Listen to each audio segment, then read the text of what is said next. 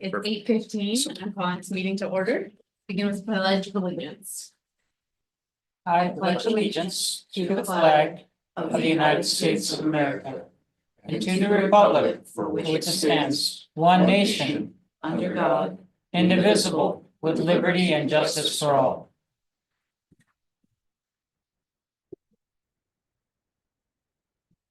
Moving on to the approval of the agenda.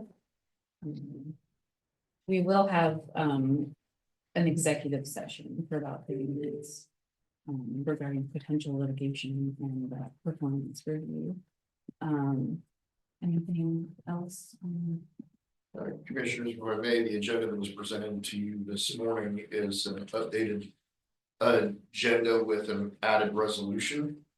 And that agenda and its entire packet will be posted online after this meeting for your approval. What's the new item? Resolution 861. It was discussed yesterday at the strategic planning meeting, just in passing, noting that that would be present on the agenda today, but I wanted to make sure that was noted publicly. Chair, I'd like to suggest that we move 8D to after the executive session because the executive session pertains to that. Second that. Okay. All those in favor? Aye. Aye. So it'll be the new 12. New 12. Oops, I'm sorry.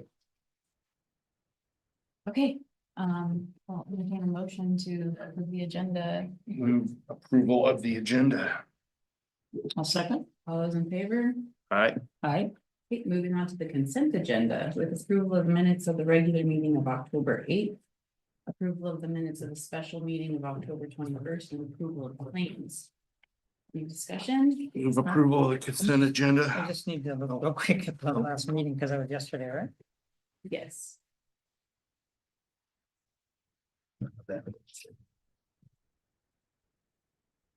Oh, that's not long. Not long, not long. We came, we talked. We came, we talked, we didn't conquer anything. Yeah. So, yeah, I'll second. All those in favor? Aye. Aye. Okay, moving on to public comment. There's no public here in the room and I can't see the people online, so I can't see if there's any hands raised. Okay. Looks like there's no hands raised. There will be an opportunity for public comment near the end of the meeting as well. Thank you. Okay, general manager's report.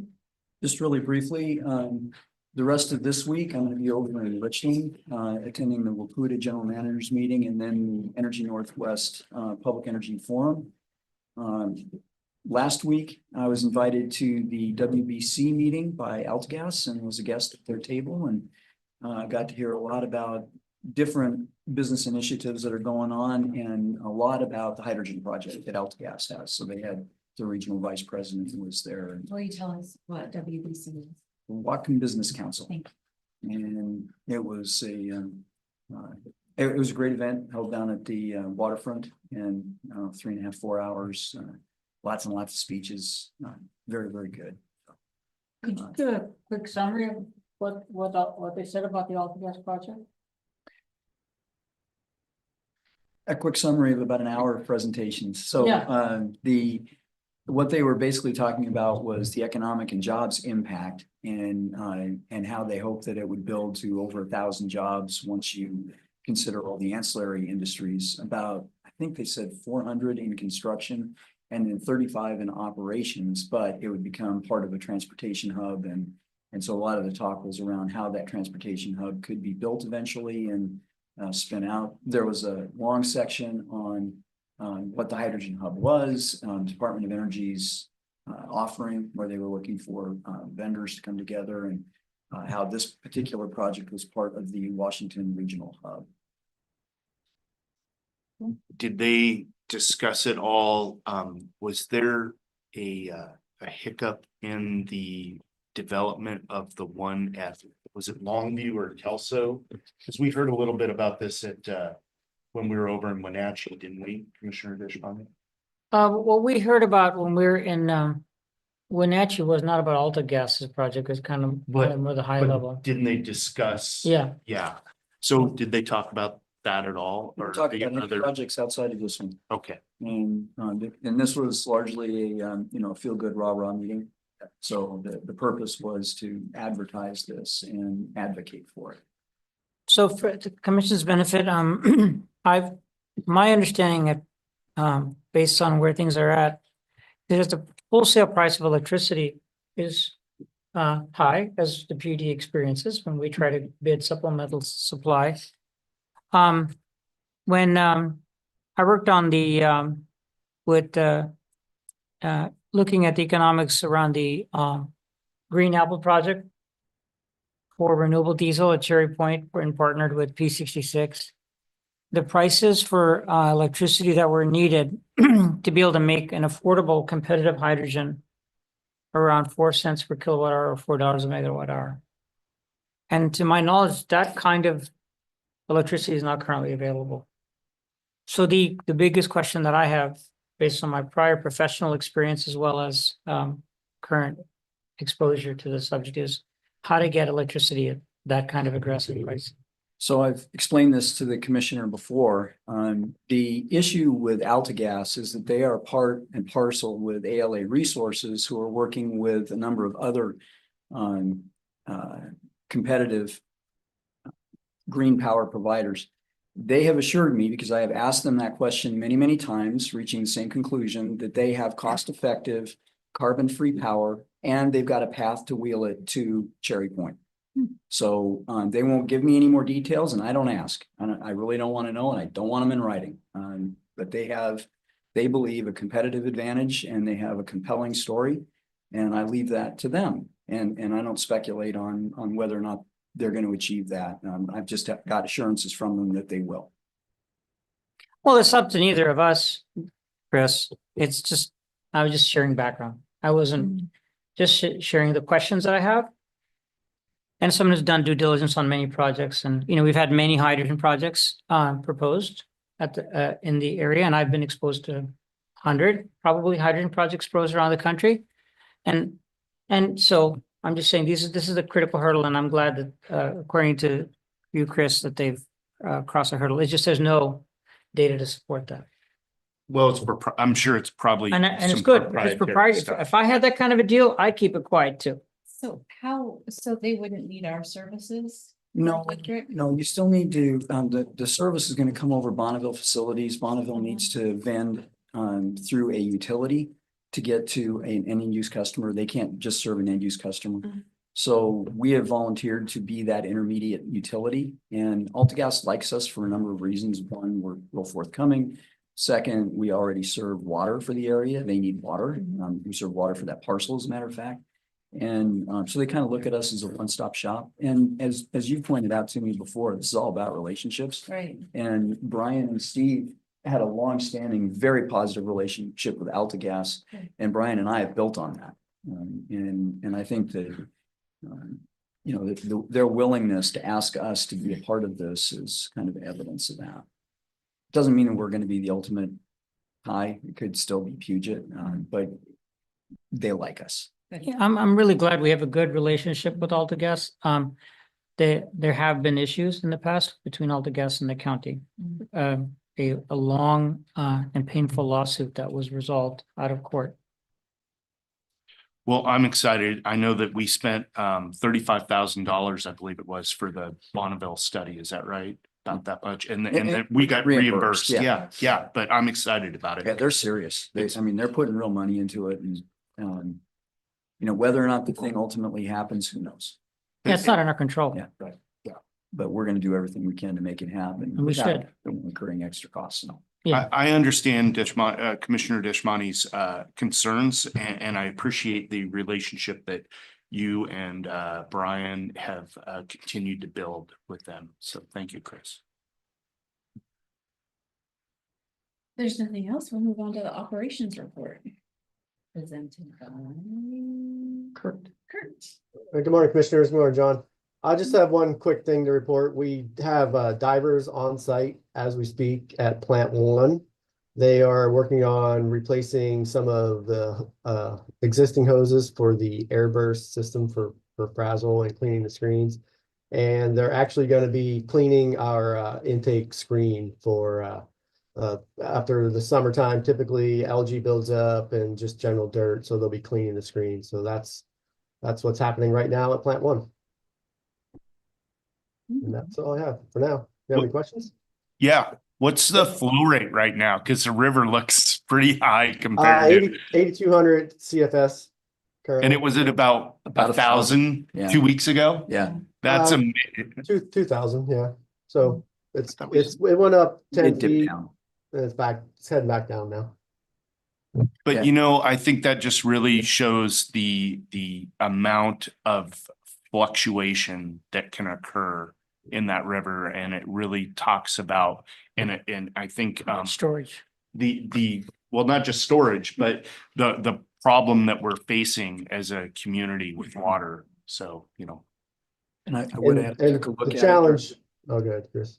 Well, I looked at it during the storm and it was at 9,800 cubic feet a second when I glanced at it, and that was, I don't know, Sunday.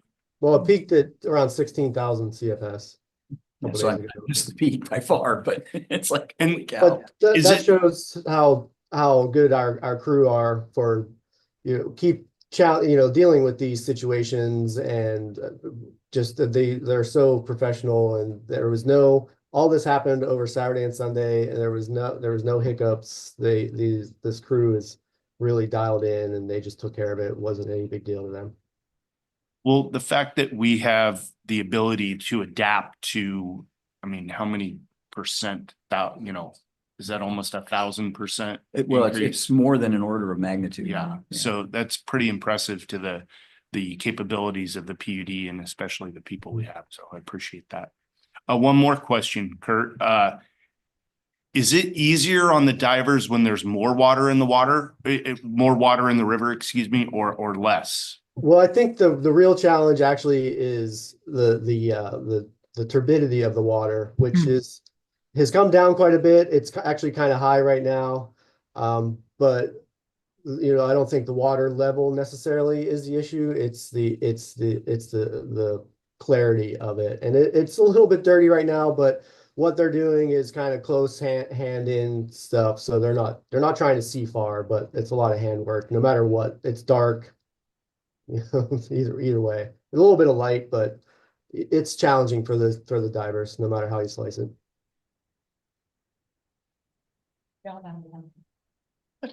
Yeah, for me, a thing of curiosity is like how much is, we talk about climate changing, but I always like to think about climate variability. And then I like to think about how much is the river more variable? Has that changed from like 100 years ago? Is the river more variable than it was? And I'm curious about that. Do we have, I know this may not be, but why not now? Do we have records of river flows going back to when we started as a PUD supplying water? Yeah, there are some gauges that go back to the 1930s, I think, a couple of them. Like there's one at the confluence. I know it's been there forever. May not be ours. but- Oh, no, yeah, but they're run by USGS. And, Mhm. Yes, the gauge station at Ferndale had over 50 years. yeah, so there's a few that have real data. There's some, but the river's not as well gauged as most controlled rivers are. Well, because it's not that controlled. It's not controlled at all, yeah. Can we get a link sent to us on like where that data might be? It's on the website. It's on the the- website. Okay, great, sorry. Yeah, just go into the water resources. Okay. And then there's a USGS and you can go and shop to your heart's content. I mean, there's all kinds of stuff in Awesome, there. thank you. Thanks, Kurt. Great. You, Thanks, Kurt. Commissioners. Moving on to the old business, broadband updates. I'd like to call on Mr. Entrican. Good morning. Good morning. I think the big news for today is related to the BEAD grants. We found out that the notice of funding opportunity will drop on November 12th. And applications are not due December 24th at midnight. They're due January 31st. So a big, quite a bit of time to get our application materials together. So basically the 12th is, I think, the next commission meeting. So the next meeting on the 26th, staff will have time, will have had time to review the notice of funding opportunity, and we'll know a little bit more about where we are on project areas, and kind of, hopefully by that point, we have a high level ballpark of what these project areas might look like in terms of preliminary costs. That's what we're working on until then. And has there been any more guidance on, like, will we be limited to one application? We can drop multiple? Still ever changing, but the understanding right now is that yes, you want, what you want to do according to the broadband office is submit an all fiber application, and then in your cost analysis, you can add like what a hybrid would be or what an all wireless would be. So you can have multiple different ways of going about it in your application. So that is actually what they're encouraging you to do. And that will give them an understanding of, well, here's the cost for an all fiber, and well, here's the hybrid, kind of a thing. So they're looking for that additional information. Great. Yeah. Thank you. Yep. So things have been evolving with our application strategy. And, so several months ago, the approach that we were talking about was one where we would make multiple applications to multiple project areas. Let me address this point. Potentially more than one application for a particular project area. Then there's now ambiguity about that, whether we can do more than one application for a project area. But also several months ago, we were talking about applying for multiple project areas. The port's planning to apply for 3. And I believe that'll leave an additional 9 project areas. Is it a dozen total? There's 11 total Okay. after the final project areas were just released on the last Friday. And so we're still slicing and dicing who wants to take what project areas. We're still working with the port to finalize what areas we want to tackle and what areas they want to tackle. But to be very clear, we're just taking the project areas that the port elects not to pursue. It's okay. So port will take a certain number and we'll take the balance. Yes. And then about 2 months ago, we got a memo in our packet with a paragraph about the a proposed shift in strategy or shift in approach, in which we would then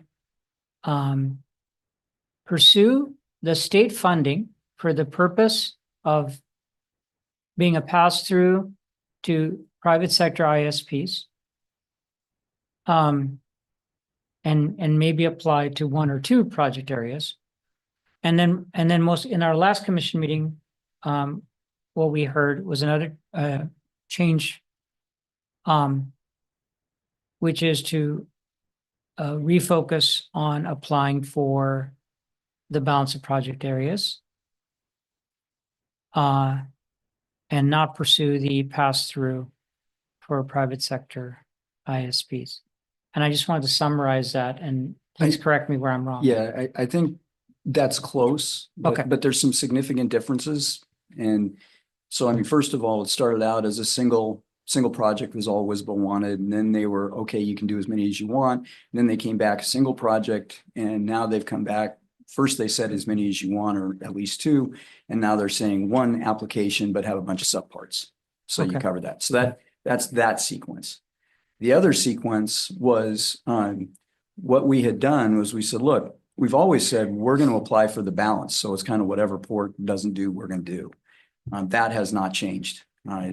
The other part was that what we were asking for was for a project area where we knew an ISP was going to go in and there was going to be no public involvement because they were going to win.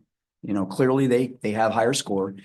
If we wanted to be involved at all, we needed the option to just apply to be the public pass-through match. So that would give us at least a seat at the table when the ISP won the grant. After discussion, we decided not to pursue that. And so now we're back to pursuing our traditional dark fiber, although we are going to modify that and look for hybrid solutions where it makes sense, where you need a hybrid solution or you're not going to make the high cost threshold and not be involved at all. And so that's kind of where we sit today. We are not going to pursue just being the public provider of the matching funds. You guys were clear, you wanted to study that more and there's no time, so we're just not doing that.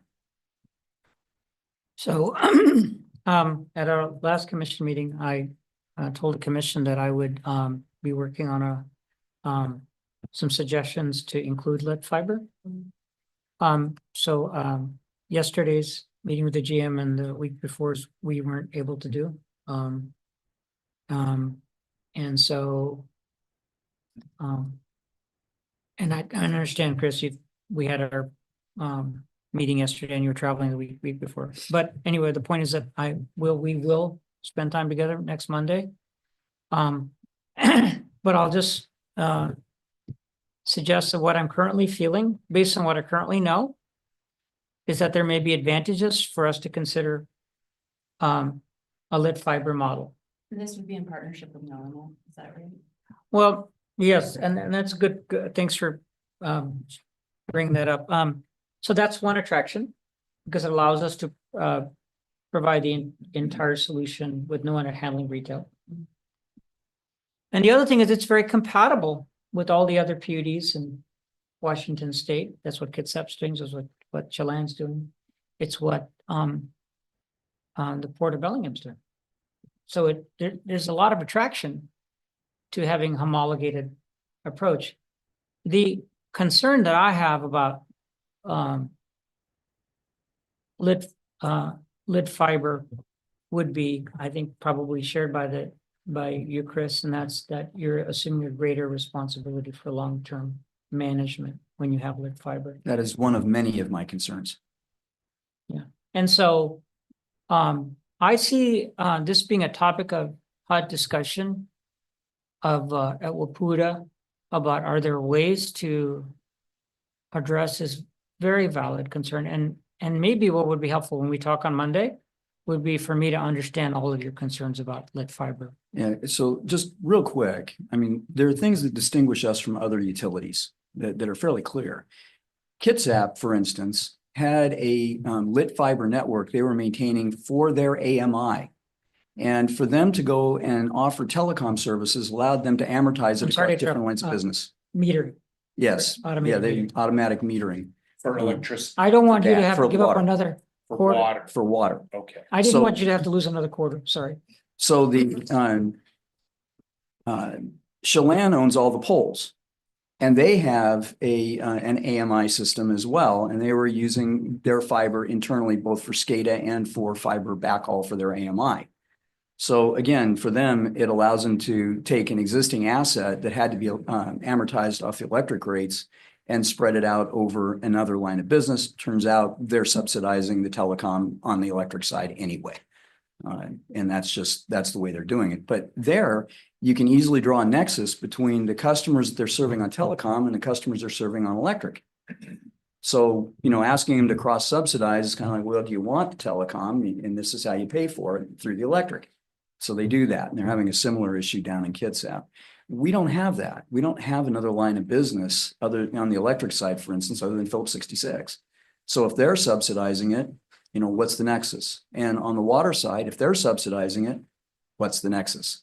So these are things that really distinguish it. And then, as you alluded to, if you have a lit system, you have to maintain all of the electronics at the colo and at the receiving end.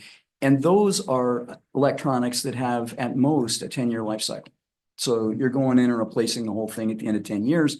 When we analyze that in our study, which no one that participated in, the conclusion was that you'd have to charge so much money for us to do that because we don't have scale, that you're not going to end up, you're going to end up with a priced product that is higher than what you think the market will bear. So I've got a lot of concerns about Can I this. make a suggestion that, because we talked about this last week and you were going to, not last week, last meeting. You were going to prepare a memo. It seems like something that is time sensitive and we need a lot more information on. And we talked about kind of putting pins in these items and doing workshops, even if it's a quick workshop to discuss it, because I would like to hear what you have to say about it. I would like to hear what Atul has to say about it. And I don't think that we can take all of that time in the business meeting today to get through it. And agree, and it sounds like, again, like it's time sensitive. Can we schedule an hour-long meeting next week or something to discuss it together?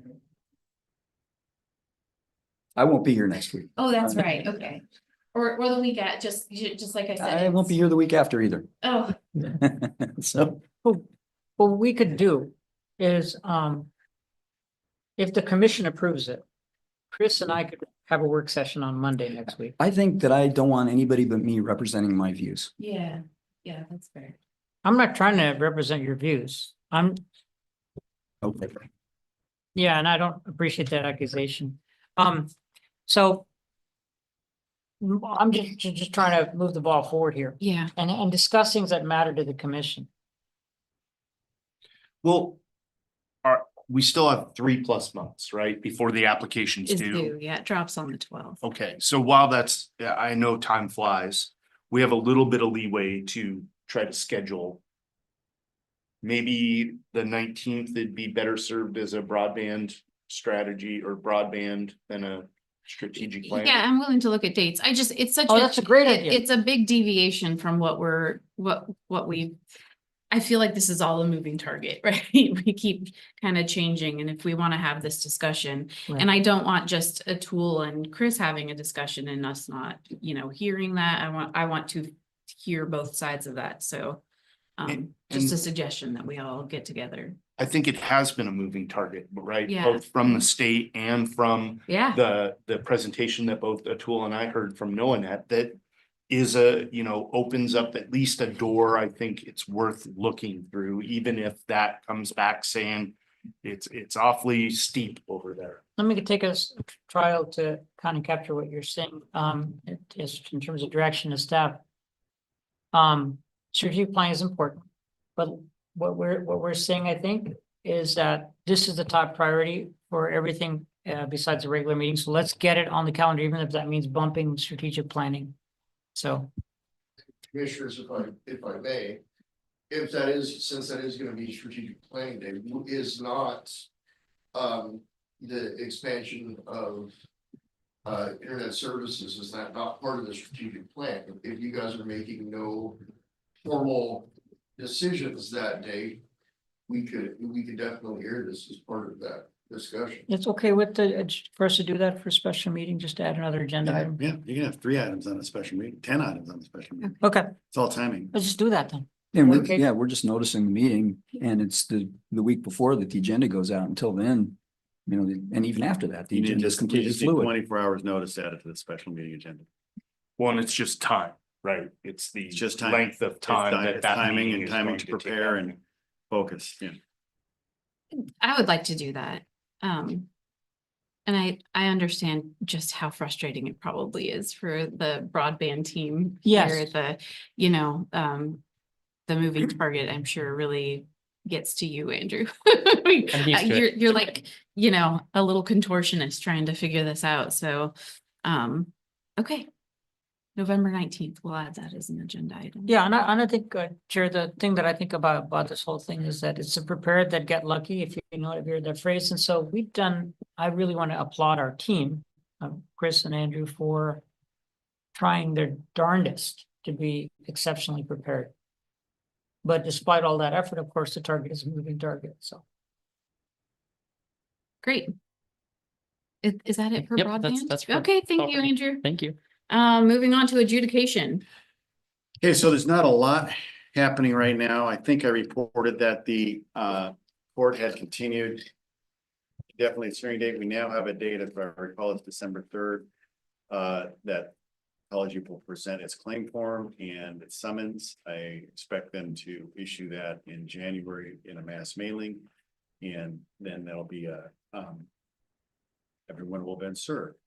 We expect the return date, as I mentioned, on that to be sometime in May of 2026 for filing the claim. That's not filing the evidence, it's filing the claim. Our team is well underway on that. We expect to have an update for you sometime in the first quarter, where we're doing on data collection and information. So, and that'll be an executive session, it's an executive session. So that's what's happening there. The standing case committee to provide information to the court. We've only had a request to select a chair and to comment on the proposed e-service rules that the court drafted. I kind of expressed my questions around that. The court has been a little, in my view, a little disjointed about saying, okay, committee meet, but they want it public, they want it accessible. They're asking lawyers from around the country to do that, or are they asking the court to do that? And they haven't been clear as to who is to do the structure. So some of us offered, didn't get a lot of responses. And so I've just decided I'm not spending that labor. You're not gonna be the facilitator. Yeah, and organizing it. I didn't think that was worth our time, and You'll probably get punished for it. quite possibly, no good deed goes, no bad deed goes unpunished. So, so that's what's happening. So that in that sense, not a lot outwardly, but a lot inwardly, and working on our preparing for that. The PUD sent out, or John Wooden. Weidencamp? Weintraub, yeah. Sent out a memo that they had sent to the legislature. Weidenfeller. Weidenfeller, thank you. My apologies, John. I sent out a memo that Wapuda, along with the Association of Water Sewer Districts, Pierce County and the Association of Washington Cities sent to members of legislature regarding court decisions and primarily the municipal water law and ecology's policies. I thought this was a good summary of the issues that's related there. So that's for your pleasure reading as you have. And you may get another copy of this through Wapuda. I think, would suspect you may. If you yeah, haven't I mean, they're hitting it and want to make sure that you guys had it from every direction. And I made sure this was already a public document before I distributed it openly. I just want to say how much I really appreciate John at Wapuda, and he is always contributing. And I just wanted to say that. See the fellow from Thurston? Mhm. Yeah, Yeah, what a great Oh, guy. you said John, I thought you were talking. Wow. well, Yeah. yes, you too, but I'm always giving you credit. I was joking. For once, I want to give another judge. That's okay. Just having fun. I want to share an update on adjudication. So, you know, for obvious reasons, I am getting a lot of exposure to the community, Sure. attending a lot of forums. And it's hard for me to not be sympathetic. My year was very much bent in 2 events last week where I was engaged with Point Roberts community as it relates to them and adjudication. You know, anybody who spends any time in Point Roberts knows is they are a islanded kind of community. It's not literally an island, but they're islanded, water and Canada on 2 sides, which is a friendly country. But as far as adjudication, they are truly an island. So there's some people in the Point Roberts community and in other outlying communities in Whatcom County who want to be out of the adjudication. And I certainly got their sympathies. But I just want to make sure I let my colleagues at the commission know and staff at the commission know that I recognize that it is not my cross to bear. In terms of my role at the PUD, and other roles and responsibilities, I certainly hear that. But the decision about who is in and out of the adjudication is something that we have to leave to ecology and the courts. Yeah, And there's a group, East County, Sumas, they're actually. Sumas, yeah. Yeah. Have they moved forward with it? Nothing has been filed. One of Okay. the interesting thing the courts have done is that you're not allowed to. The court has taken a position that the case has not started because despite the petition being filed and ecology identifying all the potential claimants in that petition, they said, oh, we don't have a case yet because the summons hasn't been served. Summons. And so they're saying, court has said you cannot file any motions without leave of court. So if someone has to file a motion, get permission to file a motion, and then they can file a motion. The longer process. So if Mr. Showalter is representing the Sumas Group, Attorney Jeff Showalter intends to do that, he'd have to file a motion to leave a court. We haven't seen that. We're trying to track everything that gets filed with the court. So I would assume they'll file that after the summons is served. Thank you. Anything else on adjudication? Just that there is some positive side for Point Robertson. I don't want to speak to Sumas and Blaine. But as it relates to Point Roberts, there's some positive because they currently get all of their water from Canada, BC. And so for that reason, that any incremental water rights they attain through adjudication would be to their benefit. And, you know, and it would be perfected water rights. So from that perspective, it might be good for them, good thing for them. I would just, I guess, point out, and I hope that some people will Google it. There was a newspaper article about a fine related to the use of water with the berry farm locally. And I think that that's definitely worth noting and paying attention to. North County, right? It was. Yeah. I don't think there's too many berry farms in Fairhaven, down South County. Could be. Okay, moving on to geothermal. Again, I'd like to pick on Mr. Entrican. Mr. Hendricken, come on down. Hello again. Maybe I wish my name was John for a minute. Geothermal. So basically, long story short, the NUCSAC has reached out. I think there was some correspondence that was related to the commission that they're planning to have basically a geothermal 101 with their contracted consultant Hero. No additional information other than that's in the planning. So you should get some additional information as that presentation time date develops. And the entire commission was invited to that. That's their intent. Okay. So it's one of those things where if more than one of you wants to go, that's no problem. We just put in notice of a meeting and you're good to go. Great. Because you definitely everything you discuss there would be something that we have business in. Right. So Right. That would be great. yeah. That's all I have for geothermal. Questions? No, When will we hear back on approval of the leases? I don't know when we'll hear back on approval of the leases, but the You're last glad you course didn't ask me. correspondence was like, Whenever the government decides. yeah, that's a good answer. But we did hear, they possibly like middle of next year. Were there any other competing bids for those? I've not asked that. Well, these are just nominations. So even if they're Okay. competing nominations, it doesn't matter. Then you just have two parties move to. Okay, nominate. so it wasn't a bid for lease, it was okay. Yeah, no, once the lands have been nominated, then an auction is conducted. Okay, And then the winner of the auction gets the opportunity to lease the land. Great. thank you for that clarification. Thanks, Andrew. Thanks.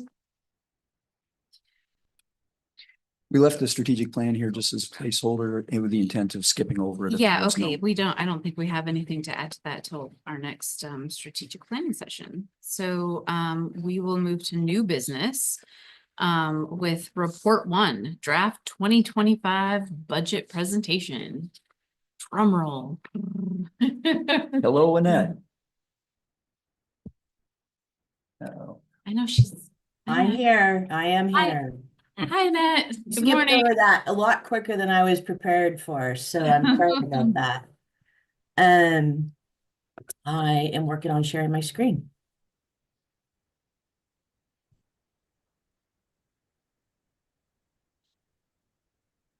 All right.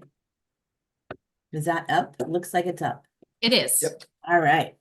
So good morning, commissioners. So staff has been working hard and putting up with lots of annoying questions. And we've come up with a draft 2025 budget. So just kind of a highlight, a reminder, we present this, this is our first draft. We present it to you, we present it to the customers, and then we take all the comments and all the tweaks. And then like Chris had said, we add the actuals for October to it. And then we come back at the second meeting in November and then represent what it's at that point. So this is our first foray into that whole thing. And so when I originally was putting this slideshow together, it was many months ago and it was quite hot. So I thought the icy river was a good start to all of this. And it does not want to advance.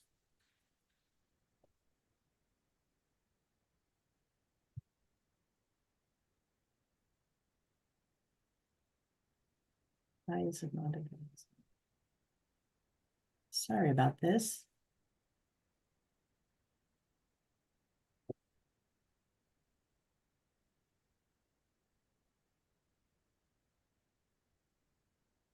There we go. All right, so just kind of at our agenda here, we have our standard budget presentation, and then we also have the first two topics here are comments we've had about different things. I just wanted to spend a little bit of time going over those so you kind of have a little better understanding of how those things work. So the first one is, oh, and I also wanted to tell you and remind anybody who hasn't seen it, you can get the draft budget book right now on the PUD website. If you go to the PUD website, the commission financial documents, there's the draft budget. That will be replaced with our final budget once we get that going. And we do have binders for you guys, just to Yes. hand them out right now, but on the way out, grab a binder. Great, thank you. So the first topic was our allocations. Just before we really get into this, in a lot of these slides, you'll see a section reference. So halfway down, you'll see section 3 here.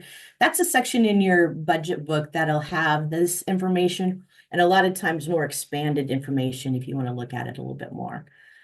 So allocation, this is a way that we allocate costs. A lot of our costs are more generalized costs, like office supplies, like some insurance, our generalized legal, all of those types of costs need to have some way to be allocated to the revenue producing funds, our actual funds.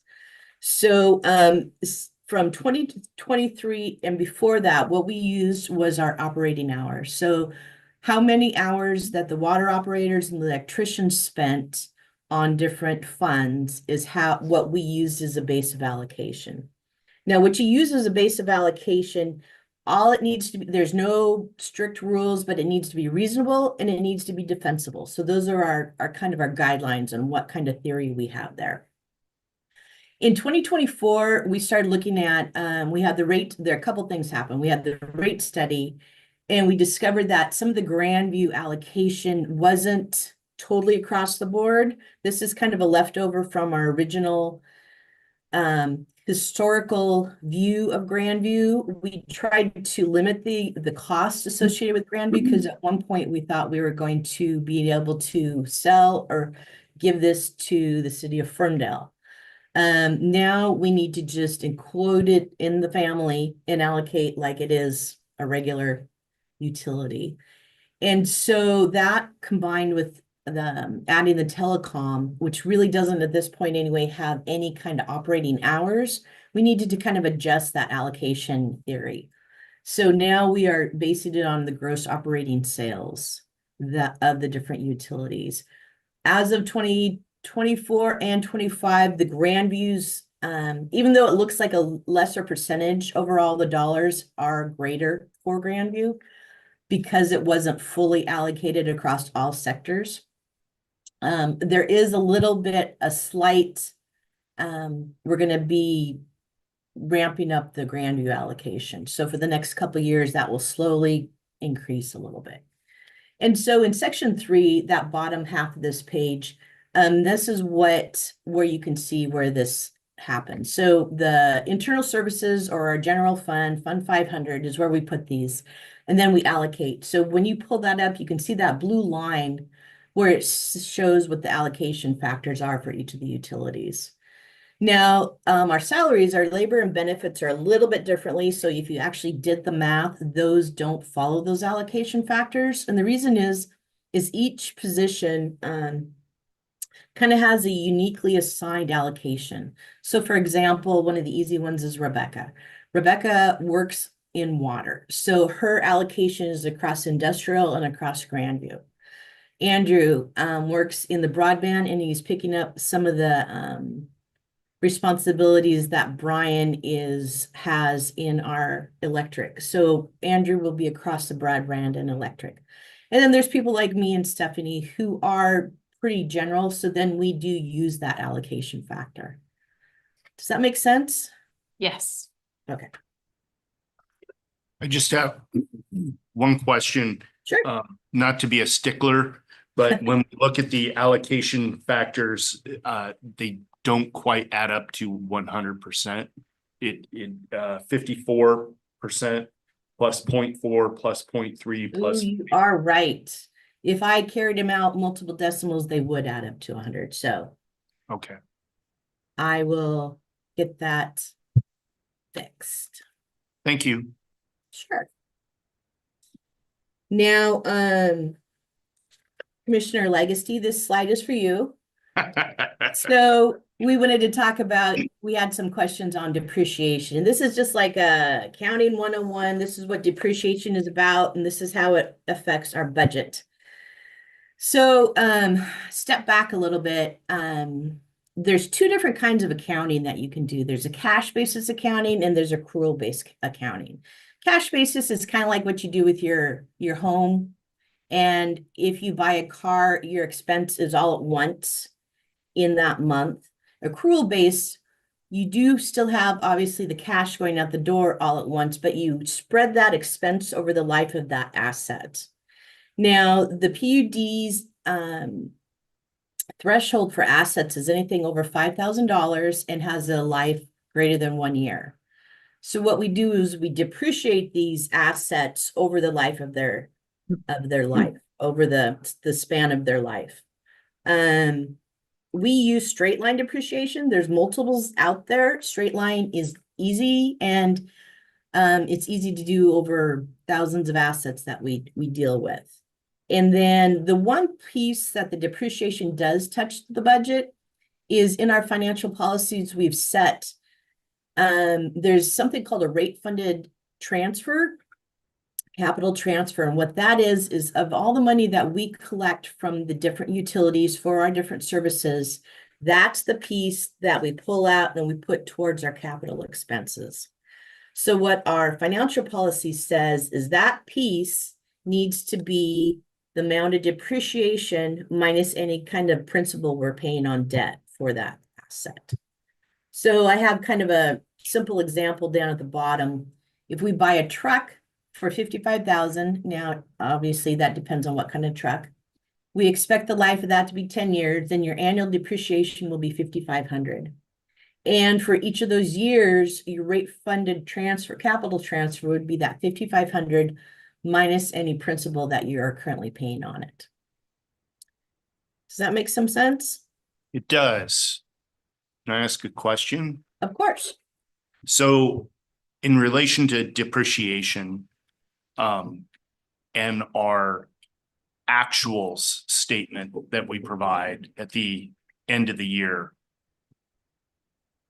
do we use accrual-based accounting in that actual statement, or do we use cash-based accounting? We use all our financials are done with accrual, and that, but your budget has to look at the cash flow of it all. Okay. So our financial statements, the annual report, things we turn into the state auditors, those are accrual based.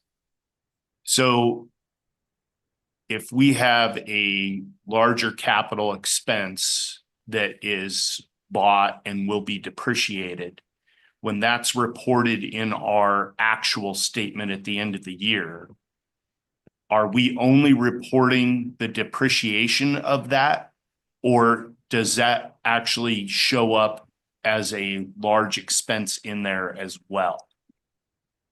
In your financial statements, there's a couple different financial statements. One of them is old school, I still stick with, is your income statement or statement of profit and loss. That's where your expenses are. So that will reflect your depreciation. Okay. You also have what typically had been called a balance sheet or statement of net position. And in there, you have the list of your assets. So for example, in this truck, when we buy this truck, I would increase my assets and I would decrease my cash. That would be my balance sheet transaction.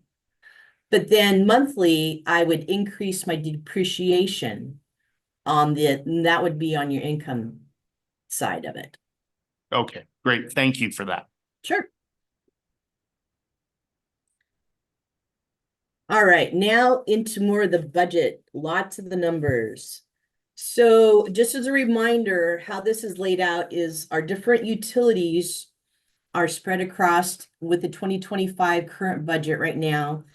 And then that is compared to what we project the 2024 to come in at. That's not 2024 budget. That's what we're projecting right now. We think 2024 is going to end up at.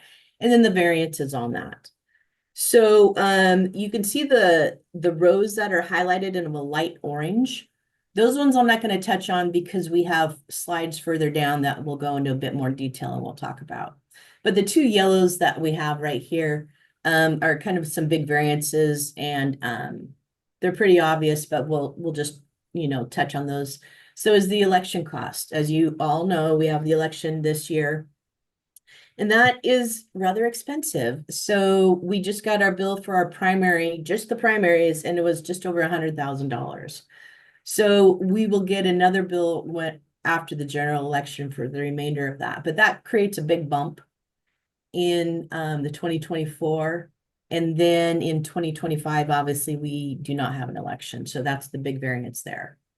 Yeah, And then the second, Annette? yes.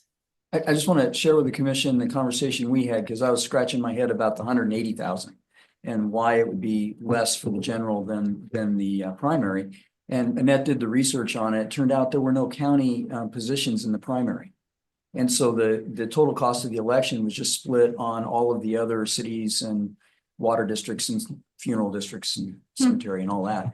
So we expect in the general election, there's obviously county positions. So the county will take their share and we think it'll be smaller. So that's why Annette had forecast 180. Gotcha. Yes. Thanks. Sorry to interrupt. No problem. And then that other debt service, right now, that's where we're estimating what our bond debt service will be next year for our bonds we will be issuing. Any questions on that one? Okay, and a little bit more in our detail on those orange lines, you know, talking about the administrative expenses in the upper left. The big one there's a swing is the computer hardware and software. And this is everything that's not capitalized. So expenses that don't include an asset, or the assets are under that $5,000 cap. So we have a lot of maintenance charges. We have a lot of like our laptops and our desktops. And Paul and his team keep a pretty good schedule, so they know each year what needs to be replaced. And so that's why it varies. They know, okay, this year we're going to replace quite a few of the laptops or desktops. This year we're going to be including extra cybersecurity. You know, costs like that go into that line.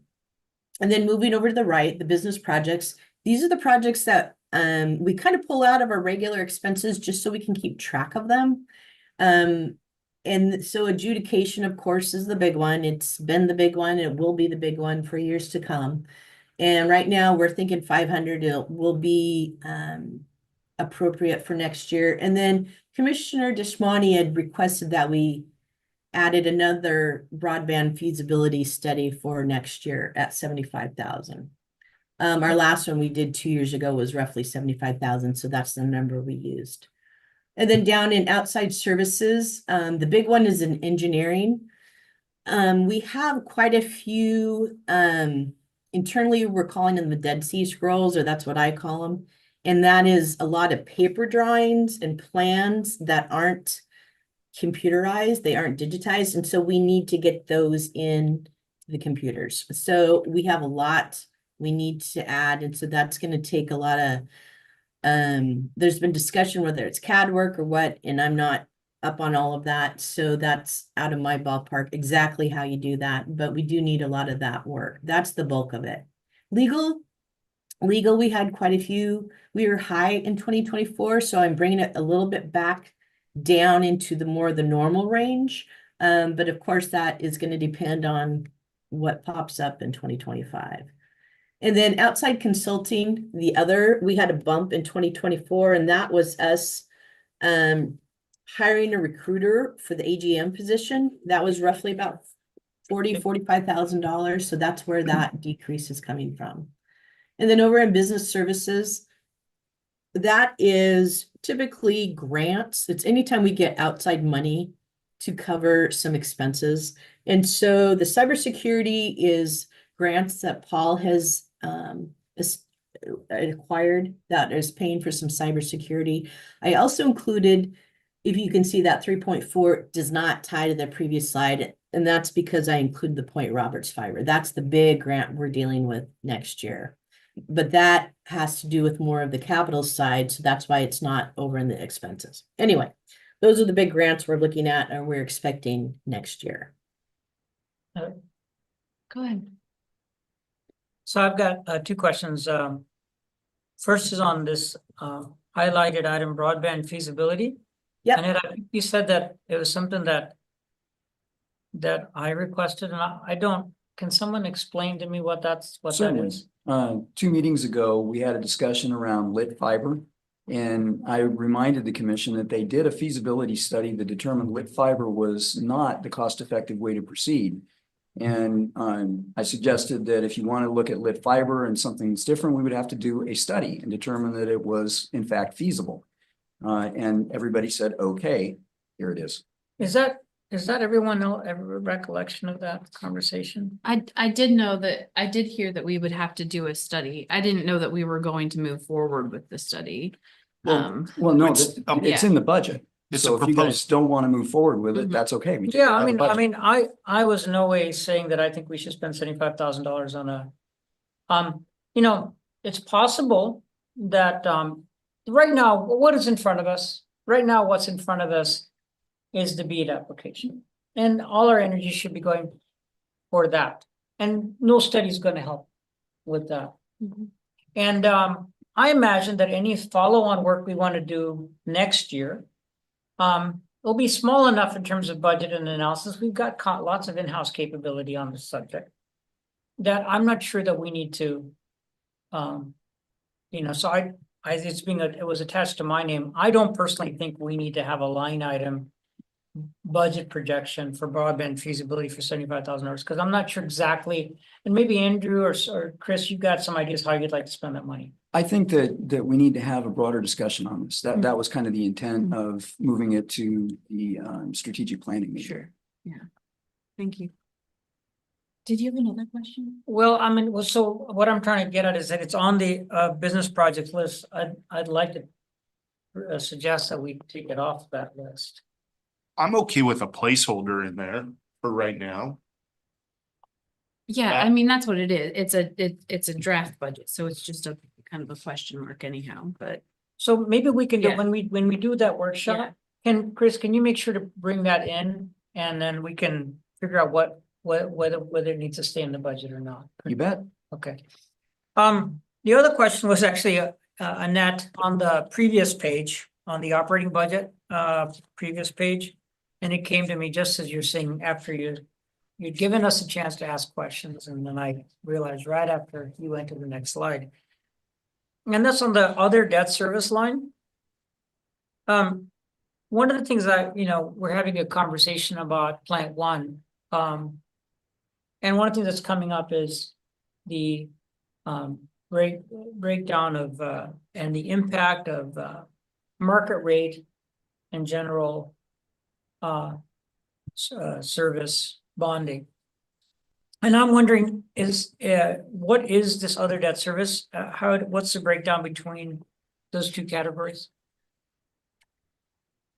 I guess I'm a little confused on your question. So what that line represents is 2024, we have $2.5 million in debt service for the year. And then we're going to increase over 5 million with this new bond issue. I guess On this page. The answer to your question is on this page. Is it coming up or we Yes. already had it? No, it's coming up. Okay, thank you. Okay. Sorry. All right. All right, so personnel and labor, this represents wages, this represents benefits, all of that. So let's start at the top. The numbers are a little, it was what I thought, because, and the difference is we are looking at hiring a project manager. Now, it's up in the air whether that project manager is going to be hired in 24 or 25. So these numbers at the top, I had him coming in at the end of 24. And it's very likely he could begin in 25. That's still, so that under admin and finance, we could move one over to the 2025 change. That's what that is. Now, as far as the costs, there's a couple things going into that. There's a pretty good jump there. And first of all, we're, as you know, under negotiations with Teamsters. We don't know where that's going to end up, but I needed to put a plug in and kind of default maybe to a little on the high side on that, because I don't know where that's going to end. Also, since Lisa's been here, she has been very busy, and she did a survey study, the salary survey study, because we had some positions that were starting to get headhunted a little bit. So she did that across the board, and there's going to be some salary adjustments recommended this year. And then also, as you know, we had the increase in our dental and health benefit, and that's not on a calendar year. That's I think it's October to September or September to August. I forget which one that is, but that is also included in this for the majority of next year. So that shows a bulk of that increase there. And so then down below in the lower left, that shows our new positions. An electrician and a contract manager, those would be replacements. That's why they're highlighted in yellow. But we like to at least try and get a 6-month overlap. So we have that training in there. Those aren't, we have those in the budget, but that is all dependent upon our current employees and what their plans end up being. Any questions on that one? So do we anticipate an electrician retiring? Is that? That's that's a possibility. And And say yes, but you know, we're happy if they stay. Yes. So that's why, you know, if they say yes and they choose to go towards the end of the year, which is fairly typical, we'd want to bring an electrician on board mid-year and have some, and that's why it shows a 6-month overlap on the thing. That's great. And the same with the contract manager. Okay. And who fills our contract manager role right now? That's Rebecca. So Rebecca's looking at retiring? We're trying desperately to talk her out of it. Okay. Is that No, but that's been on the slate Yeah. for many years. Okay. Yeah. We knew about that in 2020. is that the -1 here change? Is that? No, that really reflects just moving. We were trying to hire the project manager this year, and it might slide into next year. And so that's why it's a -1. that's actually Brian. We think Oh, I'm sorry. Brian talks about retiring. We're not gonna let him, but we haven't told him that. Even after he retires, he's gonna have to drive up here every day, so why not stay? So I guess I'll speak to the elephant in the room, maybe for labor costs. That's 22.5%, and that's across all positions here. That's correct. Yes. So, a couple of the positions, we took a look at the market rates as we filled them, Mhm. such as Kurt's and Andrews, and then Lisa's. And what it showed was that we had not looked at these systematically in many, many years, and we were out of market. And then a third party approached one of our highly valuable employees and offered him a ton of money to leave. Mhm. And the fellow was good enough to laugh and say, no, I'm happy here, but he did tell us. And again, you know, we checked the market rate and we were way under market. So that caused Lisa to take a look at all of the ones that we hadn't looked at, which was about 2/3 of our ones outside of represented employees. And obviously we've looked at represented as part of the bargaining process. This is our best estimate on what it takes to get us close to market. It doesn't get us to market. Mhm. There's a few positions that we're gonna have to do over a couple of years because the adjustments were quite large. Well, it's hard to make that change in 1 year, but I'm glad to see that Very we're, we're getting close to where we need to be. And Lisa is also, she's with me on this, that we need to do this periodically and systematically. We need to look at the market every 3 to 5 years. Yeah, We need to make sure we're not drifting out of the market, because the way you find out typically is when someone you really, really value gives you notice. right. Well, if we want to build a dream team, it's going to cost dream money. All right, so just a break from our numbers, all my numbers I'm throwing at you, and just kind of I like to throw in these pictures of some of the projects you hear about. So this is our electricians and our contractor replacing equipment out at the plant 2 intake out there. That nice pretty blue sky day. Like always. Yeah. Are any of those bucket trucks the PUDs? No. John's been having Bite them your on his tongue. Christmas list. He wants a condor. Can we can get talk one for later. Christmas? Maybe we can rent one for Christmas. Oh, we've rented them. We just don't own them. So the capital budget, this is a big dollar, and as you all know, there's a lot in here. So I highly recommend, if you have questions and want more detail, sections 8 and 9 in the budget book go into more detail. Anything that has a budget will have a budget, its own separate budget page with justification and background and all of that. So there's a lot of information in there. So a couple I just wanted to highlight. The RW38, of course, is our big one we're looking at, which is gonna create the bond issue and all of that. RW98 is one that's been on the budget for a while, and this is a response to when we get that frazzle ice and that super cold, our basins start freezing, and our water operators have to go out there and actually lay down on their stomachs in some instances and break the ice. And it's not safe. And they have been requesting some sort of an enclosure so that they are protected a bit more. The problems we ran into is with the engineering and with the cost of it was more than we were expecting, but we are planning to go ahead. Now, this will just touch on the plant 2 basins that we have the most trouble with, and we're hoping with the remodel at plant 1, maybe something can be done over there. And then the E22, this is the Groundhog Day project that I think this is the 3rd budget in a row where I've said, yes, we're almost done. Yes, we're almost done. We currently have a load bank over at the substation where we can test the substation without having it hooked up to plant 1. And so right now they're in the midst of doing that. And we hope we don't find any more problems. So this is a little bit of a, we'll know more in a month if we're going to have any more problems and more costs on that. And then the BB1 at the bottom, the Point Roberts Fiber Project, as we've been talking about, is another big one we will be addressing next year. And most of that money from the Point Roberts is coming from a grant, correct? Correct. Actually, 3 grants, but yes. Yeah, and it's not most, it's all of it. All of it. Feel good about that.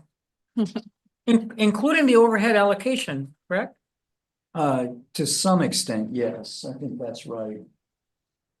Andrew, not you, Labor. basically. Yeah, no, I'm pure overhead. Yeah. No, but you're right, some Yeah. of Andrew's Yeah. salary is there. All right, so extraordinary maintenance. These are maintenance projects typically that are either higher in dollar, or they don't happen every year. It's not a annual maintenance. It might be every 5-year type of maintenance. And so we like to pull them out because they can really make a lumpy O&M budget if we don't pull them out. So for instance, that first one, they clean the ponds. That's typically, like you can see, about 165,000. This year we ended up with a rainstorm right before we were about ready to get into this project, and you really need that as dry as you can get to dig that all out. That combined with the pond they were going to dig out wasn't critical, so we decided to delay that for 2024. But each year we will rotate and try and clean out a pond to keep the space there so we can process that sediment through. And then we have just other maintenance. One of them is the RWM13 demolish the BP intake, which we finished off this year. That's to secure that intake we have down by the Ferndale Main Street bridge down there. And then other ones you can see. And now the debt, I think this might be what you were alluding to earlier. So you can see we have roughly 29 million we have issued. This next year, we're looking at issuing 65, 66 million, and that's mainly to cover that plant one rebuild. So this is a big issue and a big deal for us. And this is dependent on timing. This is depending on how we get what the lead times are on our equipment and all of that. But we will be doing another issue in 2 years. Or if materials are slow and things are slow, it might be 3 years, but we'll do another issue and have a more updated cost on how to finish that project out. Any questions on that? Yes. Okay, so first I'll ask the biggest question. And this is the assumption that all of this debt and historical as well as this new debt is all general service bonds. Is that correct? They're all, yeah, LTGO bond, yes. Okay, second question, LTGO, long, term, Limited tax obligation. okay, general obligation bonds, Yeah. Well, You know, I no- think- no, they're not general obligation bonds. They're different than that. They're similar, but not the same. So it's limited tax obligation bonds. when will be the right opportunity to have a conversation about bonds and kind of the strategy on bonds? Because I have some concerns about that I want to share and certainly get on the public record. But it doesn't have to be today and it doesn't have to be now on this particular slide. So Annette, Chris, when was the right time for me to talk about that? We can probably schedule another workshop and that'd be the appropriate time because this is not a simple subject. Right, it's not, and that's, yes, I wanted to respect that. Next question is directed at you, Annette, as our lead finance person at the PUD. Does this scale of bonding worry you? Or what are your concerns and what implications does this kind of debt obligation mean for the PUD and perhaps its activity in other areas? I'm just worried. It's a weight. It's a big weight that we're taking on here, this big project. And what do we need to understand as a commission about what kind of impacts it's going to have to the organization besides the obvious, what's right in front of us? Well, I think some choices need to be made. And as far as we've always heard, the choices have been made. If we want to supply water to our customers, we need to upkeep our equipment and our systems. And that means right now we have pushed plant one as far as we absolutely can, and we need to replace that. We do not have the reserves to put out 120 million. We do not have 120 million in reserves. So that means we need to issue bonds. And so am I nervous about issuing this much? Oh, obviously, very much so. But if we want to continue in our business, this is our option. This is our choice that we need to make. Let me ask a slightly different way.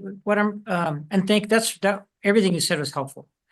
And your answer is helping me hone my question. And there's a certain amount that a entity reasonably should go as far as debt service. And there's ways that the finance community has of knowing how much debt service an organization can or should incur in terms of debt. And this is the largest debt issue we've ever done as an organization. And so that we're talking about doing. And so how does this compare to what we should reasonably borrow as an organization based on cash flow, based on margins, so on and so forth. And of course, margin is a for-profit term, but you know what I mean. Right. Annette, let me take a shot and then Sure. pass it over to you. So within the utility industry, Commissioner, one of the commonly used measures is debt to equity. And it's not a number, but it's a range. And in the electric utility industry, it's typically between 30 and 100% for publicly owned power. So it's a huge range. And it turns out that it's always specific to the circumstance of the individual utility. Sure. On the water side, it starts a little higher. It starts 40% and goes up to about 100%. So the debt that water utilities carry in general, public water utilities, is higher than the debt that public electric utilities carry. Okay. But again, it really depends on what happens. So if you look at organizations that are in the midst of one of those generational refurbishments, they tend to be up towards the higher end of that. And if they're, prior to that, then they tend to be at the lower end of it. And so we're looking at moving from the lower end to the higher end, but not setting the top. And I would also say that, ultimately the bonding agencies, people who underwrite, who sell these bonds, they're the ones who really have the long-term determination of whether or not we're viable on that. And if we're not viable, we can't sell the bonds. So we've had folks looking at it that really know this market, and they're okay with it. They've looked at it and said, yeah, you guys you're okay. That being said, I think that I'm as nervous as Annette over this whole thing, and just have a better poker face. It's a big deal. It's a really big deal. Can I ask a couple questions? You bet. So what's the life of the facility? Once plant one is built, what's the life for But that? I think the bonds we're looking at are somewhere, they're 20-year bonds. Is that what we're looking at, Annette? Yes. And the life of the facility typically is engineered for either 30 or 50 years. Okay. And then we get that, but recognize that towards the end of whatever the design life is, you're sinking a lot of O&M money into it to keep it alive, like we're doing now with Plant Right. One. Yeah. So you think the bonds will be paid in 20 years? Sweet. What we've done with our initial discussions with the bond underwriters and bond attorneys has been around 20-year bonds. And so that's when Annette prices this in and looks at cash flow and looks at debt repayment, it's 20 years. So less than a mortgage. It's a mortgage. It is a mortgage. But there also exists the opportunity to refinance and reissue bonds if rates drop. Is that correct? Well, you can get any features you want on a bond. What you're talking about is the ability to call them. And the ability to call them is not free. So if you want callable bonds, you typically pay a little bit more upfront for them. So, we're looking at all of that and trying to figure out what makes sense. And typically on the water, you don't necessarily want them callable unless you've issued them relatively shorter term or relatively higher rates. And the rates, I don't know if I want to quote anything right now, but They're good. they're good. Okay. Yeah, it was, I was pleasantly surprised when I saw some stuff from the underwriters this week.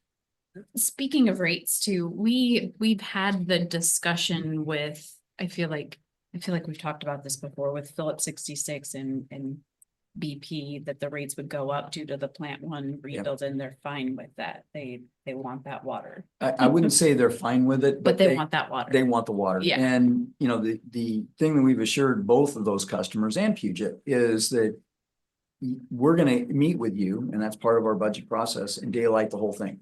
Because first is, it's going to cost a lot of money. The second is, well, what does that mean in rates? Right. And until we have it in the budget, then Annette translates it from the budget to the rates, and we daylight that to our customers. And our customers are on Zoom here, and I'm really want to thank you again for making the extra time to with customers. Oh, you're welcome. I just want to make my desire is, as you said, just to double sure that they're getting the full disclosure from you. So What is our current, so you talked about debt to equity, 30% to 100% range or 40% to 100%. What is our current debt to equity? I think, Annette, can I ask you just to calculate that and send it out to everybody after the meeting? Just send an email.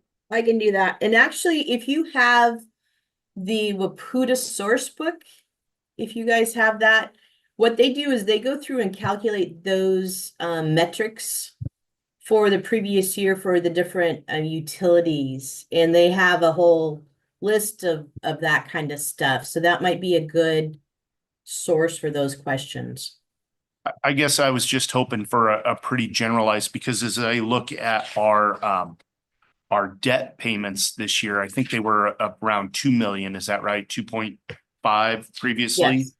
Yes. That's pretty low. I'm thinking that we're in pretty decent shape. That's where I was kind of hoping to go with that. And that Yeah, I'll we're send that out okay. and yeah, and give you a little bit more of what the PUD numbers are too.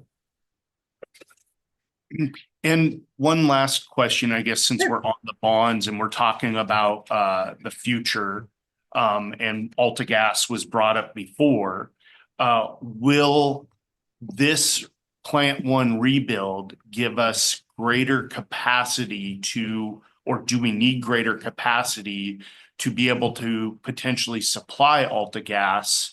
And will that be an additional revenue stream that we could then incorporate into the paying down the debt service earlier or building up our reserves? I guess, can somebody please educate and talk a little bit about the Plant One rebuild and the debt service as it relates to potential new customers? So the throughput, when you look at the long-term plan, it's to get redundancy. So in a sense, the rebuild of Plant One, if you ignore redundancy, we can serve AltaGas. Right, out of existing, even reduced, diminished Plant One. So again, neglecting redundancy, if you improve Plant One and you increase its throughput, which is part of what we plan to do, it'll be easier to serve. For those of you who couldn't see that on Zoom, those are air quotes. It will be easier to serve an incremental load, whether it's AltaGas or anybody else. AltaGas is not huge in terms of its incremental load. It's significant, but not, not of the same order of magnitude as BP or Phillips and on the water side. So, what you're looking at is the question about redundancy, and we need to improve throughput to get the redundancy. The other question you asked was, Well, just, I guess, as we add a potential, or if there's a potential to add a new customer or additional customers with this Plant One rebuild. I mean, and it ends up at that same redundancy question. Okay. So that yes, you'll have additional throughput without redundancy, so you can serve more customers normally. You still have the same problem should you lose the intertie, should you lose one or the other, Plant One or Plant Two. You're not going to be able to supply everybody until we've rebuilt both plants and the pipes. So it's kind of on a normal basis, all of these incremental adds help. On an emergency basis, you need to kind of have the full Monty to make sure you've got real redundancy. so that redundancy will come when we actually finish Plant One and then finish Plant Two And the piping issue. and the piping. Yeah. And so as Commissioner Deshmani, really nailed down one of these times when we were talking, we know we got to start with Plant One. That's got to be done anyway because it's in failure. It's in incipient failure. So, exactly what we have to do with Plant Two, exactly what we have to do with the piping system is a system. And so you've got to evaluate the whole thing and come up with an optimal solution. We don't have that yet. We know we need to do that. Thank you. Sure. So it's not, just to summarize, it's just not a new business driven investment. No. Yeah. Thanks, Annette. Sure. Okay, so reserves have also been another topic, and every year this is somewhat of a topic. In the past, the theory has been to minimize reserves, and that the customers would be fine with large increases with much more variability in the rates than you would typically have if you were just doing residential. Now we're kind of shifting a little bit more into, we want to have a little bit more reserve. But of course, the downside to that is building your reserves means you have to bring in more income, more than your expenses, so you can build up that reserve. So here's what the proposal is right now. So for our standard operating capital, that's set by our financial resolution, and it's 60 days of operating and 1.5% of your capital assets. So as those expenses go up, as those assets increase, those automatically increase. The emergency, that was set at 350 for years, and then Chris says we need to bump that up. So we're increasing at 5,000 a year, which is not much at all, but we are slowly moving. And then we used to have this additional, and we had this whole list, like we had a lot of retirement cash outs, so we upped the reserves that. We had a major customer that occasionally was slow in paying, and so we decided we needed a little bit more reserve there. And then we were worried about some of our customers leaving, and so we kind of started building a little reserve there. What we're proposing now is to get rid of all those different and have a general reserve increase. It would be across the board. Now that's allocation, as you can see, the 450, the 10, the 5, and the 35. That's kind of a combo. That's my own little homebrew of that allocation that we talked about previously, and then also where the most of the debt is. So there's the debt piece introduced in that. And so just to kind of give you a little bit of idea of what we're looking at, down below I have the graph, and that does not include any new bond reserve. We're still not sure if we're going to need to have a bond reserve for our new debt issue. If so, that yellow piece is going to grow quite a bit. But that kind of gives you an idea of where the different monies are. And then just a sensitivity analysis a little bit over on the right, the lower right. If we want to increase $100,000, be that expense, be that reserve, what does that do to the different rates? And so that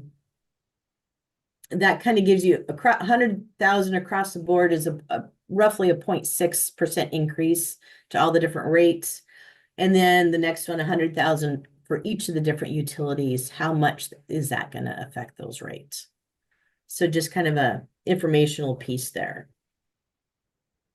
Any questions on that one? And just that basically a version of the slide could be Robin is pulling ahead. Yes. Yes. Robin's in the competition. Robin violin. Sorry. All right, so prepare yourselves. A long time. This is the rates. So all of that compared, and they are going up. They are going up large. Industrial right now, we're just about 30%. Grandview is about 15%, and electric's the best one at about 4%. So that's what all this is costing. I mean, a lot of what is driving this is our debt service coverage. And that is a metric that we have to do when we issue bonds, and every year, one of the sheets that you'll have in the bond book on the second round, on the final draft, is what our debt service coverage is. And that's basically all your revenues you're bringing in minus all your expenses.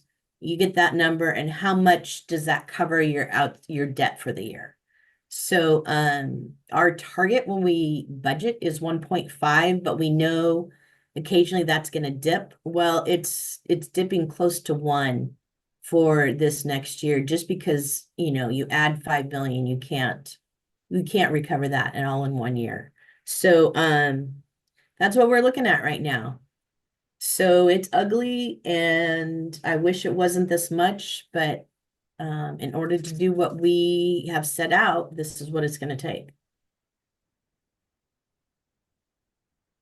Under industrial, are these in thousands? The 17,000 for the fixed capital. Yeah, because as I look at the amounts in, say, Cherry Point, and the 2024 versus 2025, it shows 11,000, but then it's at $11 million down below. So I'm just. Oh, I see what you're saying. So to dive in a little bit into the rates there, the industrial water are all on contracts, and each contract has a fixed capital piece and they have a fixed operating piece. So what that is that's per million gallons contracted. So for each million gallons contracted, that's how much they will be charged monthly. Okay. And so that was the disconnect. You're right. I need to label that a little bit better. But that's where the 11 million down below, once you multiply all those out, the expected will be to go from 11 million to roughly 15 million for 2025. And that include that increase, that includes the debt service payments on the $65 million. Well, this is the income side. This isn't the outgo side. This is just income. So, Yeah, um, so it's the income we think we have to recover to pay our debts. Yes. Okay. That increase of 29.7% includes the increased charges to pay the debt service. correct. Okay.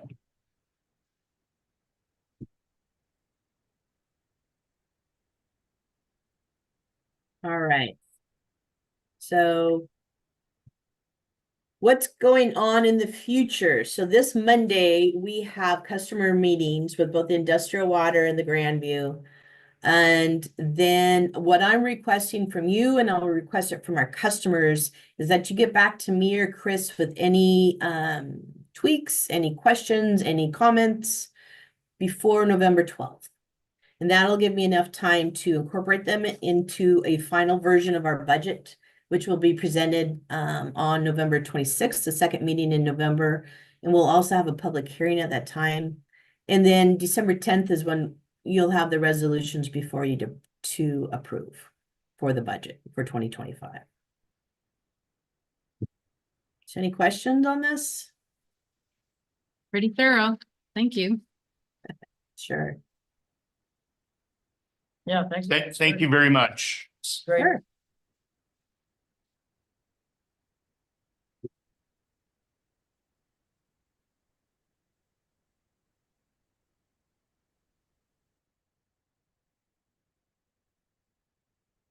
Business is the 10-year resource plan. Okay, there's no action on this, right? No action on the budget. Okay, Good morning, commissioners. good morning. Realize it's been a long time since I've spoke to you in person, so. Welcome back. Thank you. The matter before you today is an action item, which is a recommendation by staff to approve our 10-year energy resource plan. In 2019, as you're probably aware, the state passed new legislation, the Clean Energy Transition Act, CETA. And with that passage, one of the things that happened, the impact on us was that we picked up an obligation, and that was to, on a biannual basis, every 2 years, we have to prepare and file with the Washington State Department of Commerce a 10-year resource plan. Every 2 years, we have to update the plan. And so what's before you today is an update of the plan we submitted 2 years ago. This plan is based on our actual loads in calendar year 2023, even though it's a 2024 plan. So I believe in your package, you do have the cover sheet. A little history there. In the beginning, we were also required to not only file the plan, and the reason we're filing a plan is because of our size. We don't have to do an integrated resource plan, just a summary sheet. We used to have to file a narrative along with the plan that described what resources we're going to acquire, why, et cetera. It was, when I first started doing it, it was about a 10-page narrative. Then in conversation with the smaller utilities, it was realized most of us are full requirements customers of Bonnell. There was no reason to file even the narrative because we're full requirements. Basically, our resource plan is Bonneville Power's supply mix. So, you know, the second part of it that you don't see in this is that every year there is a fuel mix filing with the State Department of Commerce that basically for us, it's the Bonneville Power Supply broken out by type of resource. And so that doesn't show up in the plan. It shows up in that fuel mix. And if you remember, and it's on our website now, we're about 80%, 86% hydro, 11% nuclear, and then the rest is non-specified, which is basically Bonneville supply and some market purchases. So I'd be glad to answer any questions you have on the plan and go Question? from there. Go ahead. So, we are looking at a supply, incremental supply, from Ruby Flats, right, still? When we adopt that, let's say we adopt that supply, I don't know if we will, but let's just say we adopt the supply, will that make this job a little more demanding on our part? Not really, Commissioner. And in fact, if you look at the plan cover sheet, we do a 5-year out forecast and a 10-year out forecast. If you look down on column 3, number 5, average megawatts, and I should mention all the numbers here are in average annual energy. And so the utility scale solar, even though Okay. that project isn't named, that is Ruby Flats. Okay. And like here again, I'll specify at this point, it's strictly a forecast, it's a placeholder, because we're not there yet. The other thing of interest is that this 5 to 10 year period overlaps the new Bonneville contract. So a lot of this and the 10-year out period is speculative at this point because we haven't seen the contract yet. And so numbers may change as a result of that contract. The other thing is looking at the top of the 3 columns, we're listing the loads on our system. So in 23, it's actual load, and then we're forecasting load growth over the next 10 years. That's internal growth for existing customers, basically the refinery and our water plants. It doesn't include any new customers at this point. The Alta Gas project was mentioned earlier in our discussions. That project is not in the 10-year out forecast. In fact, the Alta Gas and their consortium is going to bring their own power supply in, so it won't be a load on our system. So we don't show or forecast that 300 some megawatts that project ultimately might be. Since you brought that up, we'll be a pass-through agency though on that. Is that correct? Infrastructure, yeah. Will be the intervening utility potentially, yes. So will it be our electricians that are working on if there's a substation issue or transmission issue, will those be our electricians? Will they be AltaGas's responsibility? It depends. Okay. Probably there'll be some AltaGas because they're going to have to receive the power and manage it. So they're going to have step down transformers and breakers and all that kind of stuff. So they'll have that. We'll have at least a position on the ring bus in Talco Sub. And typically when you have a bus position in a Bonneville owned substation, my assumption that's what it is, they do the maintenance on it and bill you for it, or it comes back and they net it out. It works out. So it's possible that we have some exposure that we've got to do work for. And given that we don't have any 230 qualified people, probably contract it out if we have to do it, but we might not have any. And can you explain a little bit better for me, annual average megawatt versus, or is that a megawatt 24/7? Yeah. Over correct. a year? Correct. Okay. Isn't Ruby Flats contracted it, or we're looking at 6 megawatts? Well, And so I'm just trying to, Yeah. I see. You're asking the right question. I see a And- difference, and so I ask why there's a difference. So the question is, how much capacity do you want to take off of Ruby Flats? And if you take off enough capacity to get 5 average megawatts, you've got to have 27. megawatts 21, capacity. you'd have to get 21 megawatts of capacity off of that project to get 5 to 6 average So megawatts. we don't know if we're gonna contract for 5 to 6 average, or 5 to 6 megawatts of capacity and then have to fill that in with other sources, and they call that firming. We might have to firm the source. Okay, So that's why I was kind of laughing, is because you are asking the right question, and it's a really long answer. And sort of the elephant in the room on this one, and it's a debate behind the scenes right now.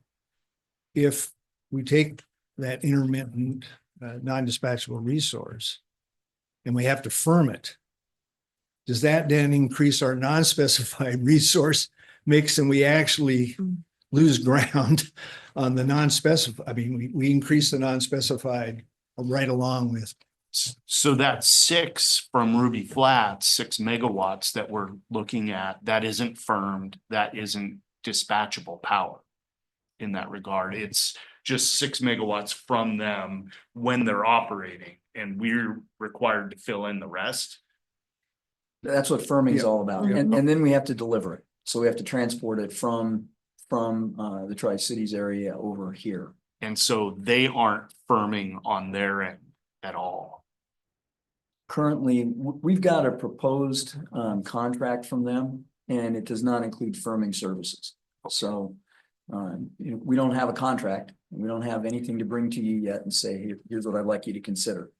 And we are diligently working towards that. It's just taking far longer than anybody would have guessed 6-7 years ago. No, I appreciate all of that, and I'm just trying to digest it a little bit and learn a little more and understand, because it certainly, you hear about the PUD and we're contracting for 6 megawatts from solar provider through Energy Northwest. That sounds great. And then there's a lot of other hurdles along the way that don't show up until later on. So I appreciate how complex this is. Well, and even if we bought 21 megawatts of capacity, the fact is you still have to firm it. Yeah. So in the middle of the night, the power's got to come from somewhere. So it's going to be from a hydro facility, from a gas plant, from a battery storage system, from somewhere, but you got to firm it. And there has been discussion, since this would be a contract with Energy Northwest, whether they would be the aggregator, they'd firm With the new. that power coming off the bus bar for everybody, and then we take our piece, or we have to do our individual negotiations. So Yeah, we're unfortunately, even though it's been 6 years, it's still early days. So the meal's not even on the table. We're still talking about what ingredients to put in it. Oh, we're talking about what should be on the menu. We haven't got to ingredients yet. I have one more question. So on this cell for under 2033 BPA tier 2, you've got is the 8.9 megawatts. I understand why we see tier 2 is the right place to go for 2028. Because that's the only thing within reach. But under 2033, do we really have certainty that additional 8.9 will come from tier 2, or maybe it should be under other? And why I'm bringing that up is because we have no idea where that almost 10 megawatts will come from, right? Do we have any feel that tier 2 will be competitive? 2033 We have no idea, is So the I'm just- unknown, but it's the one thing that we know Is that it is advan- possible is tier It- 2 it from will Bonneville. exist. We don't have any other resource identified in that Okay. timeframe. That's I'm just curious, and to some degree that might serve us to leave it under tier 2, because hopefully we can, as we go into contract negotiations, hopefully BP is looking at these documents and saying, hey, they'll come to us if we can make it competitive. That's what I would, if I'm BPA, I'm not BPA, I know that, but if I look at I'm gonna look at these from all of my PUDs. And the other factor we have to consider is that the contracts we entered into for power supply are out of sync with the reporting periods that state legislation dictates. Because you have to make commitments to a resource well in advance when that resource is actually going to be used. So you got that juggling act too. And that's thank you that was my last question. It's really about the syncing of the contracts is important to me, how we message in this document. And I'm sure you guys have thought about that. But I just want to understand, to what degree is this something that we're using as a way to message going into negotiation with BPA? Or is this totally relevant? I'd like to hear your thoughts on that. Well, I think, you gotta start with physics, you gotta start with reality. What is the tier one availability on the system in 2033? It depends on how many dams get breached. It depends on what the operating conditions and requirements are for those dams. It depends on whether or not you have water bypassing the dams for fish passage that's not there today. We don't know any of that. And we can't know. And so what we've done is take a look and taken Bonneville's word for it, that the amount of tier one power that's going to be allocable to us in 2033 is comparable to what it was in 2023. And that's about as far as you can go. Which leads me back to the point about the next row, tier two. I mean, where do we want to put that? And I think you guys have probably made a very reasoned decision on that, but. I mean, it's tier two or tier three, or we have to contract for some other power. And if we're going to lean on Bonneville, which is our current, that's what we do. We're gonna lean on tier two because we believe that will be cheaper and have less carbon content than tier three. As we go into the negotiation, again, a question I'm asking is that where's the best place to put that next 9 megawatts? Well, I In think which cell? It's tier two. It is tier two. Okay, that's really good. it seems reasonable to me that as you would talk about a plan, you would put it in a spot where you have capacity. Everything else would be a, Speculative. Landfill gas, Thank I'll you. put it there. yeah, yeah. So Well, tier two is the least speculative row on the sheet. yes. But that doesn't mean it's not speculative too. Basically, Based on availability, Yeah, I mean, yeah, sure, but it's the most known. Okay. And this is, again, this is just capacity, this is not cost. Correct? Okay. Correct. Good point. Gosh, I'd love 8-9 years from now to be here filling this out and adding some megawatts in geothermal. Yes. with ours, or SMR. or some, but ours. Yeah. And Chris, non-carbon and Well, ours- You don't have fusion on here, Chris. I do not. I guess nuclear could go both ways. Well, I talked to Brian about that, and when the laughter died down, so we left it off. Well, I hate to move this along, but we have a lot of meeting left and it's 10:02. So I'll move approval of the Wacom PUD 10-year resource plan as proposed. I'll second that. all those in favor? All right. Aye. Next, we have, thank you, Brian. Good seeing you. Action 2, welcome PUD employee policies, approval of policy 1.13, employee recognition. I'm happy to see this because I've Me too. brought it up before. So this reflects, requests of the commissioners, of employees, of staff, management. We've really worked on this for a long time. It took Lisa coming on board to really get it over the hump and kind of make it happen. And anyway, this allows us to actually move forward and help build a positive culture here beyond what we've done in the past. And we ask for your approval of policy. So I don't know if anybody had seen the old policy, but it had some interesting, like, oh, if you've been here for 10 years, we're going to give you like a gift certificate to dinner, or it was quite outdated. So it looks like there's some leeway here. So not to exceed $200, and then it allows for picnic dinners and gatherings and things like that. Yeah, and which then looks we'll have a nice. procedure which is Mhm. subordinate to this policy that's maintained by staff. Great. Questions? I just think we could be a little higher than 200. Yeah, it's so hard because it's that gift of public funds, so John's turning Yeah. red. The audience for this is the auditor's office. Mhm. And so the curb lines are what we think based on experience, based upon what the state law is for state employees. Based upon historical practices, what we think, and we can talk to the auditor and say, listen. Okay. We don't try to put a private industry perspective on how Yeah, they might treat employees. We try to approach this from public government, public funds. What is historical practices, what's allowed with State, state employees have a different statute. Right. And I do think it's an improvement from the old. Yeah. Recognition procedure. I'm glad Yeah. that we can do this for employees. When I was, in the Navy, not only was there no overtime, but the reward that you would get for a lot of extra work might be more extra work. So And you get a I cool poster and a pin. got a pin and a ribbon and that and a handshake maybe from the CO. So I'm glad that we can do this for our employees.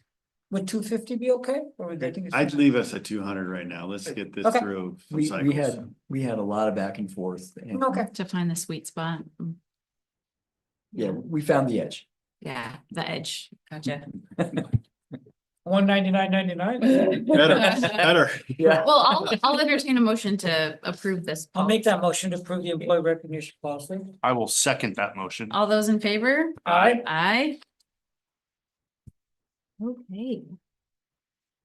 That brings us to commission reports. Yes, that does bring us to commissioner reports because we moved D to after executive session. So who'd like to go first? Actually, I'll just go first because I have no report.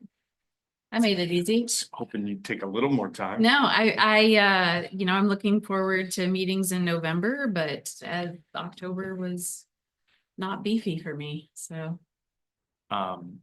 Then I'll go next. I am headed to Energy Northwest Energy Forum.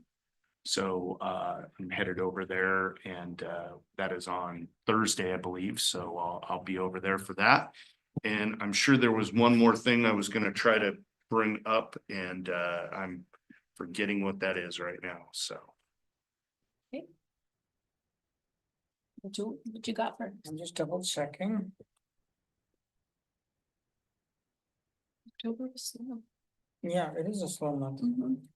Yeah, I don't see any non-standard of that EDI next week. There's a farm beer, that's the same day though, so, I mean, it won't be sure. I remember what it was now. We had talked a little bit about the property that was at the old BP intake at Ferndale, and I was at the Whatcom Council of Governments meeting, and Greg Hansen, the mayor of Ferndale, was there and chatted a little bit with him about that property. And he is interested potentially on getting a welcome to Ferndale sign put in there on that property. And I thought that maybe we could coordinate with him and then.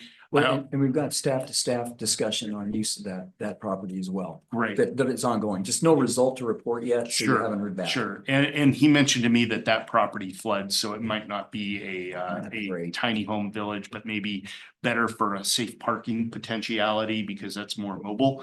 But something I was wondering, if when I asked about or brought up that the sign PUD, Whatcom PUD 1 with the arrow is very small and faded. Is that in the city limits of Ferndale? Because so. The sign, you mean, here. Yeah. So maybe that's a horse trade. We can talk about, hey, we want to help you out. We need that. We need a bigger sign there for us. With a little updated and not sun faded. So I hope staff can have some discussions with Ferndale and trade that if there is a hurdle there and help us out. and Yeah, it's help just a them matter out. of us getting a permit.